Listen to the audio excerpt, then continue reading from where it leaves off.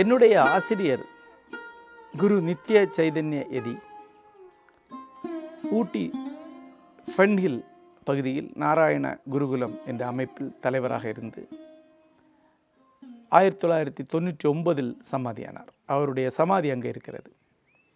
அவர் நடராஜகுருவுடைய மாணவர். நடராஜகுரு நாராயணகுருவுடைய மாணவர். அவர்கள் வேதாந்த மரபை சார்ந்தவர்கள். நான் 1992 முதல் சமாதியாகும் காலம் வரை நித்ய சைதன்யதியுடன் மிக அணுக்கமான மாணவராக இருந்தேன். அவருடைய துறவி மாணவர்கள் பலர் உண்டு. துறவி அல்லாத மாணவர்கள் ஒருவர் நான். தொடர்ந்து அவருடைய எண்ணங்களை நிறைவேற்றும் ஒரு முயற்சியில் இருப்பவன். ஒருமுறை நான் நண்பரிடம் பேசிக்கொண்டிருக்கும் போது நித்ய சைதன்யதி அவர்கள் இறை வழிபாடு செய்ததில்லை என்று சொன்னேன். அவருக்கு அதிர்ச்சி. என்னங்க சாமியார்னு சொன்னீங்க? ஆமாம் ஆமாம், அவர் அத்வைத மரபை சார்ந்தவர். அப்போ எதுக்கு சாமி கும்பிடாமல் இருக்கிறாங்க? இல்லை, அத்வைத மரபுக்கு அப்படி இறை வழிபாடு இல்லை என்று நான் சொன்னேன். அவருக்கு சற்று நேரம் பேச்சே ஓடவில்லை.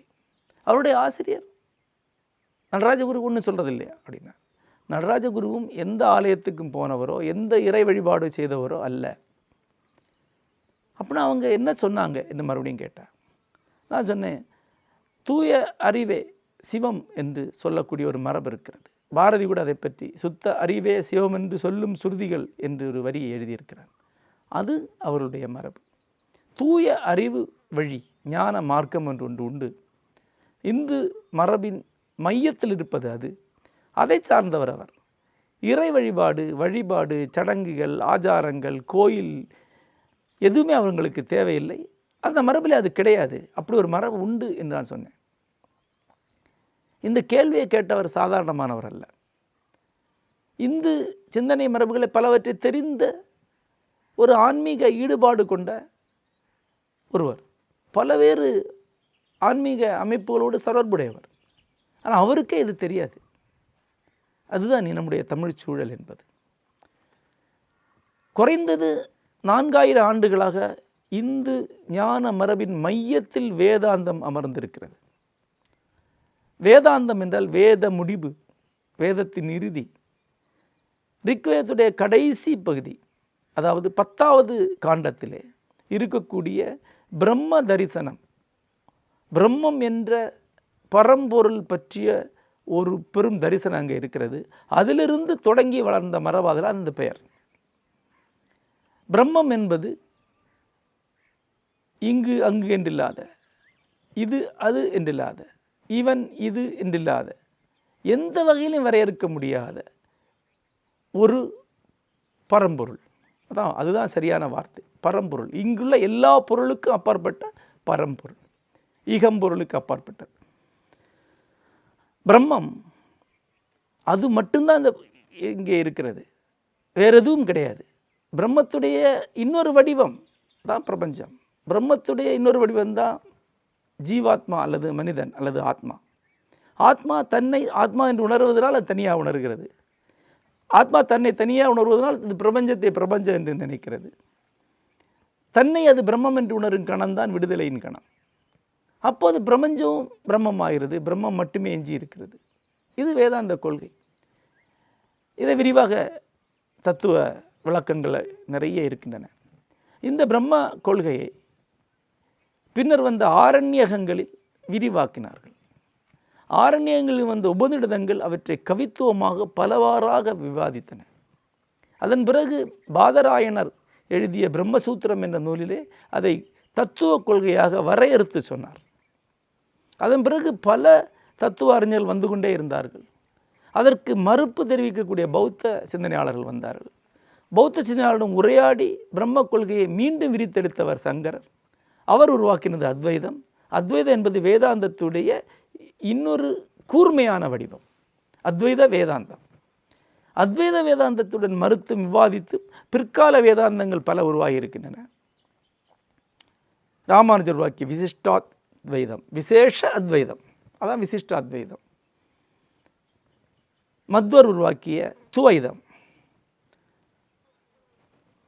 நிம்பார்க்கர் உருவாக்கிய துவைதாத்வைதம், வல்லபர் உருவாக்கிய சுத்தாத்வைதம், சுத்த அத்வைதம். பின்னர் உருவான சைவ சித்தாந்தத்திலும் அத்வைதத்துடைய செல்வாக்கு வலுவாக உண்டு.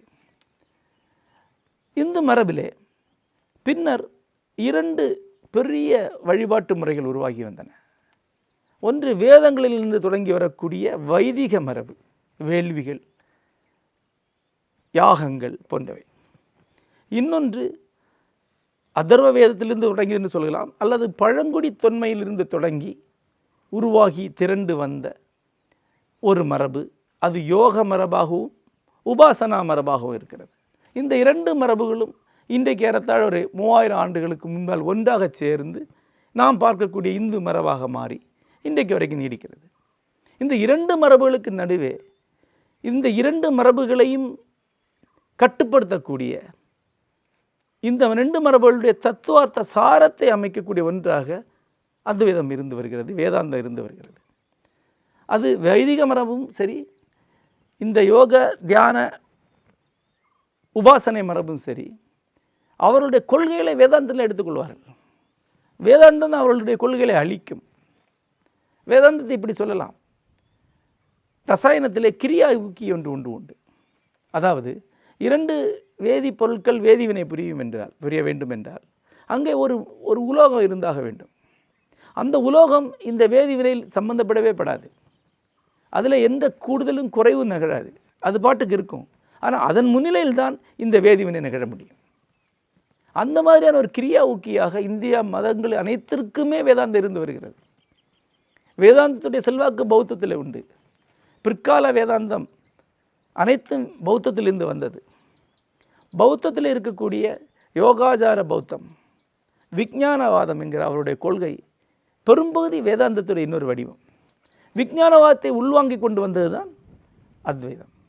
ஆக எல்லா காலகட்டத்திலும் இந்திய சிந்தனை மரபுடைய மையத்திலே அத்வைத கொள்கை இருந்து கொண்டிருக்கிறது.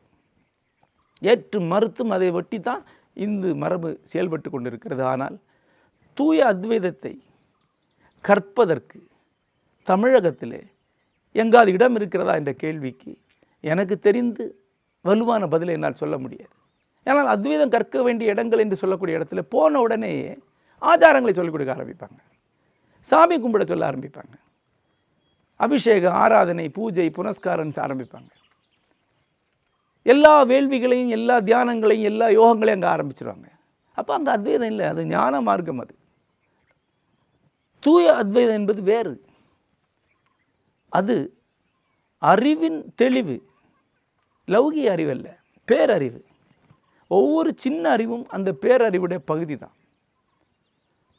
தண்ணீர் என்பது ஆக்சிஜனும் ஹைட்ரஜன் கலந்தது என்பது கூட பிரம்மத்தை பற்றிய அறிவினுடைய ஒரு பகுதி தான். எல்லா அறிவும் அங்கே தான் போகும். கடலை நோக்கி எல்லா தண்ணீரும் சென்று சேர்வது போல. ஆகவே அந்த ஒட்டுமொத்த அறிவை அறிவதற்கான ஒரு பயிற்சியாக, ஒட்டுமொத்த உலக ஞானத்தை அறிவதற்கான ஒரு துடிப்பு தான் வேதாந்தத்தில் இருக்கிறது. இன்றைக்கு தூய வேதாந்தத்தை கற்பவர்கள், அந்த தூய வேதாந்தத்துடைய முகங்களாக அறியப்படுபவர்கள் பெரும்பாலும் வெளிநாட்டவர்களாக தான் இருக்கிறார்களே ஒழிய இந்தியாவில் அது திரும்ப திரும்ப மதங்களுக்குள் சென்று கட்டுப்படுத்தப்படுகிறது.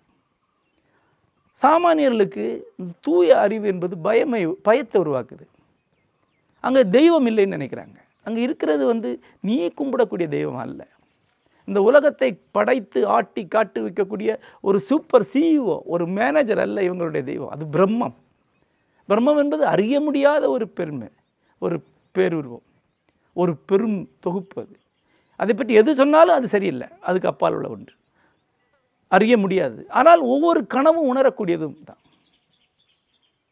ஒவ்வொரு கனவு உணரக்கூடியது. ஒரு கோப்பை தண்ணி வைத்தா அந்த தண்ணி லீக் ஆச்சுன்னா 10 நாளில் மரத்துடைய வேர் அங்கே தேடி வருவது என்பது பிரம்மத்துடைய ஒரு விளையாட்டு தான். அது உணர முடியும். நீ ஒரு குட்டி வயிற்றிலிருந்து வெளியே வந்தோடனே தடுமாறி அன்னையுடைய முளைக்காம்பை நோக்கி போகிறது பிரம்மத்துடைய வெளிப்பாடு தான், அங்கே உணர முடியும். ஆனால் ஒட்டுமொத்தமாக ஒரு மனிதனை அறியவும் முடியாது. எப்படி அறிய முடியாது என்று கேட்டால், மேற்கு தொடர்ச்சி மலை கன்னியாகுமரி மாவட்டத்திலிருந்து மங்களூர் வரைக்கும் இருக்குது. அந்த மேற்கு தொடர்ச்சி மலையிலே ஒரு எறும்பு வாழ்ந்து கொண்டிருக்கிறது. அந்த எறும்புடன் சென்று நீ வாழ்ந்து கொண்டிருப்பது மேற்கு தொடர்ச்சி மலையிலே என்று சொல்லி புரிய வைக்க முடியுமா? அதுக்கு புரியுமா? அதுபோலத்தான் அவ்வளோ பிரம்மாண்டமானது. ஒரு மீன் கடலில் இருக்குது. அந்த மீனிடம் போய் நீ இருப்பது கடலில், கடல்னால் என்ன தெரியுமான்னு சொல்லக்கூடிய வைக்க முடியாது. ஆனால் அது கடலுக்குள்ளே தான் இருக்குது. ஆனால் ஏதோ ஒரு வகையில் அது கடலை உணர்ந்து கொண்டு இருக்கும். ஏன்னா அது கடலுக்குள்ளே தானே இருக்குது. அது உள்ளும் வெளியிலும் கடல் தானே இருக்குது. அதுவும் கடல் தானே. அப்போ அது கடலை தெரியும் அதுக்கு. ஆனால் முழுசாக உணர முடியாது. இந்த இறை வழிபாடை, இந்த பேரிறை உணர்வை சிறிய தெய்வங்களை வழிபடக்கூடிய பக்திமான்களால் புரிந்து கொள்ள முடியாது. ஆகவே வேதாந்தத்தை சொற்றுக் கொடுப்பவர்கள் கூட ஓரிரு ஆண்டுகளுக்குள்ள அந்த பக்திக்குள்ளே கொண்டு வந்து கட்டி விட்டுருவாங்க.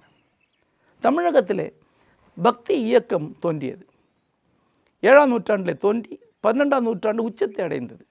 வைணவ இயக்கம், சைவ இயக்கம் பக்தியை மதத்துடைய ஒரே முகமாக இங்கே நிலைநிறுத்தி விட்டார். ஆகவே பக்தி தவிர எதுவுமே இங்கு சைவ வைணவத்துடைய முகங்களே கிடையாது.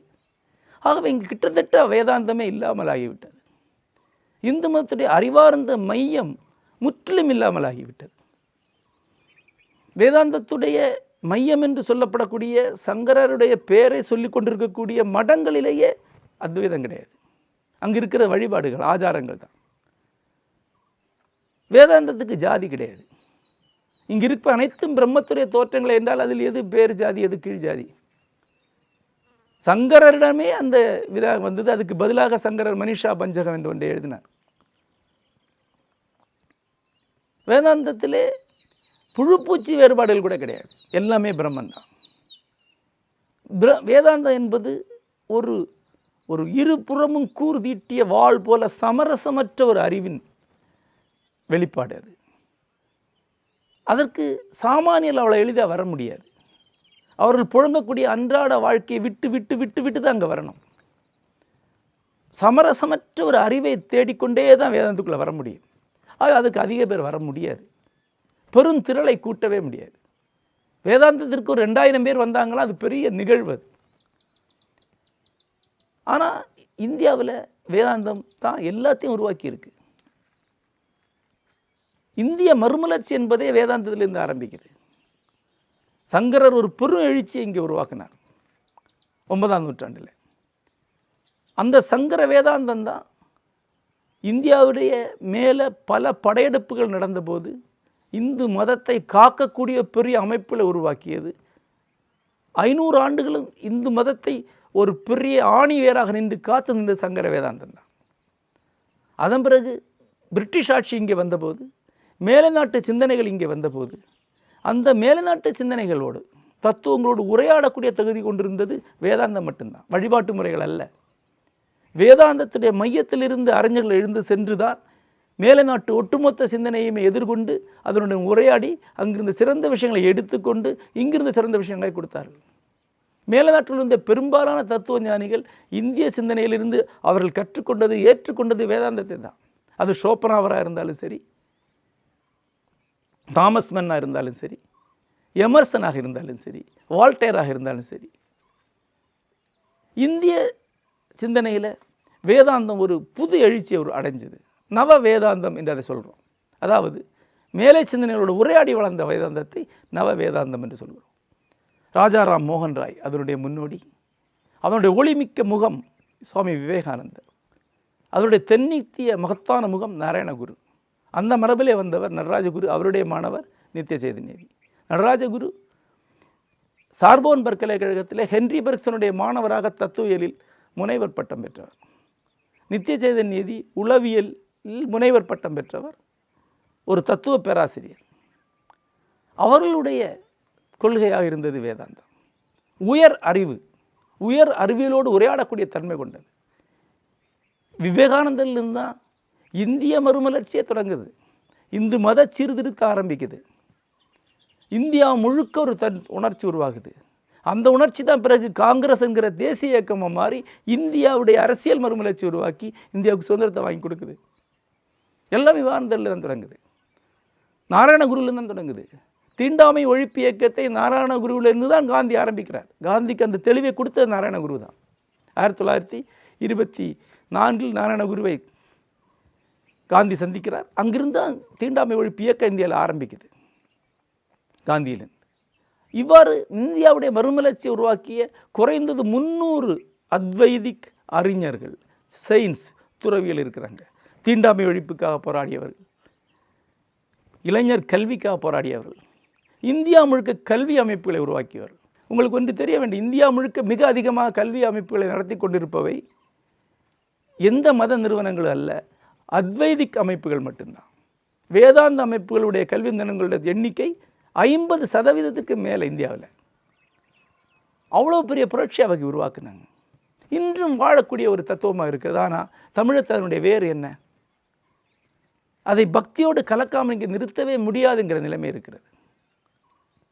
ஆகவேதான் ஒரு சிறு வட்டத்திற்காவது தூய அறிவென, சமரசமற்ற அறிவென, பேரறிவை நோக்கி சொல்லக்கூடிய பயணம் என வேதாந்தத்தை அறிமுகம் செய்ய முடியுமா என்று நாங்கள் முயற்சி செய்கிறோம்.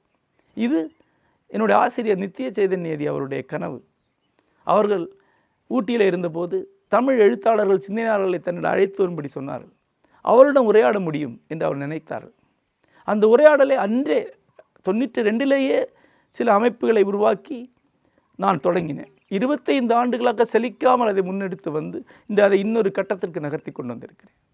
ஆம், எல்லாருக்கும் உரியதல்ல. உங்களுக்கு தேங்காய் உடைத்து வழிபாட்டு செய்து 10ஆம் கிளாஸ் பரீட்சையில் பாஸ் பண்ணணுன்னா அதுக்கு வேதாந்த உதவாது. வயிற்று கடுப்பு நோய்க்கு வேண்டுதல்னா வேதாந்த உதவாது. பொண்ணு கல்யாணத்துக்கு நேர்ச்சைன்னா வேதாந்த உதவாது. ஆனால் அறிவார்ந்த ஒருவனுக்கு 1000 கேள்விகள் வரும். இந்த பிரபஞ்சம் ஏன் இப்படி இருக்குது, ஏன் இப்படி செயல்படுது, இதில் இருக்கக்கூடிய ஒவ்வொன்றுக்கு என்னென்ன அர்த்தம், ஒரு தனி மனித வாழ்க்கைக்கு என்ன அர்த்தம், இவ்வளவு பெரிய உயிர்குலங்களின் வாழ்க்கையில் ஒரு தனி மனிதனுடைய இடம் என்ன, இவ்வளவு கேள்விகளை கேட்கும்போது அந்த தத்துவார்த்தமான கேள்விக்கு இந்திய சிந்தனையிலிருந்து பதில் சொல்லக்கூடிய தகுதி கொண்டது, அதுக்கான விரிவு கொண்டது வேதாந்தம் மட்டும்தான். அந்த கல்வியை முன்னெடுப்பதற்காகத்தான் தொடர்ந்து வேதாந்த வகுப்புகளை நாங்கள் நடத்தி கொண்டிருக்கிறோம்.